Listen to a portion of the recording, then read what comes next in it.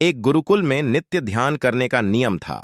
साधना करने के बाद अपनी प्रगति अपने गुरु को बतानी पड़ती थी। एक नए लड़के को ध्यान करने में बहुत मुश्किल हो रही थी। ध्यान के दौरान वह एकाग्र नहीं हो पा रहे थे। इस वजह से वह काफी नाराज था। उसके गुरु ने उससे पूछा, आखिर किस बात से नाराज हो? लड़के ने कहा, मैं जब भी साधना करता हूं, कभी कभी कोई बात करने आ जाता है, कभी कभी कोई बिल्ली या अन्य जानवर आ जाता है। गुरु ने लड़के से कहा कि तुम अपने आसपास की हर चीज पर गुस्सा हो रहे हो, जबकि ध्यान का वास्तविक उद्देश्य गुस्से से बचना है।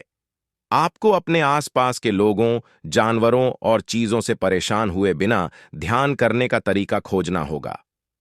फिर वह लड़का गुरुकुल के बाहर एक शांत जगह की तलाश में निकल पड़ा।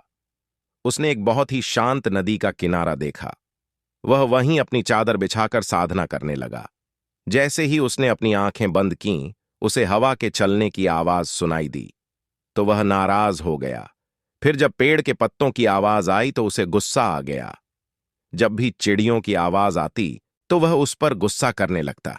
उसने सोचा कि नदी के तट पर बड़ी अशांति है, क्यों ना मैं नदी के बीच में जाकर साधना करूं। वह एक नाव में बैठ गया और नदी के बीच में चला गया, और वहां उन्होंने ध्यान करना शुरू कर दिया। नदी के बीच में ध्यान करते हुए लड़का अच्छा महसूस कर रहा था। फिर वह रोज नाव में बैठकर नदी के बीच में जाकर साधना करने लगा। अब वह खुश था कि कोई उसे परेशान नहीं कर रहा था और वह ध्यान करने में सक्षम है।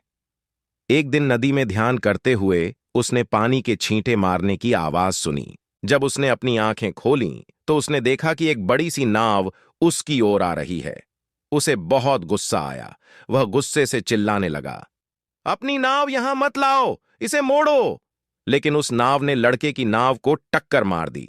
लड़का था लाल पिला, लेकिन जब उसने उस बड़ी नाव में देखा, वहां उसमें कोई नहीं था। तेज हवा के कारण वह नाव वहां आ गई थी और पानी के कारण। इतने में लड़के को फिर से अपने गुरु का प्रश्न याद आ गया, आप वास्तव में किससे नाराज हैं? लड़का समझ गया कि वह लोगों या स्थिति के कारण गुस्सा नहीं हो रहा है, बल्कि यह अपनी ही प्रतिक्रिया पर आ रहा था। इसके बाद लड़का फिर से गुरुकुल के अंदर साधना करने लगा, जहां पहले की तरह शोर शराबा होने लगा। लेकिन वह अब उस शोर को एक खाली नाव की तरह समझने लगा था। इस कहानी से हमें सीख मिलती है कि आपकी मर्जी के बिना कोई भी चीज आपको गुस्सा नहीं दिला सकती। अगर कोई चीज आपको गुस्सा दिलाती है तो उसे एक खाली नाव की तरह ट्रीट करें।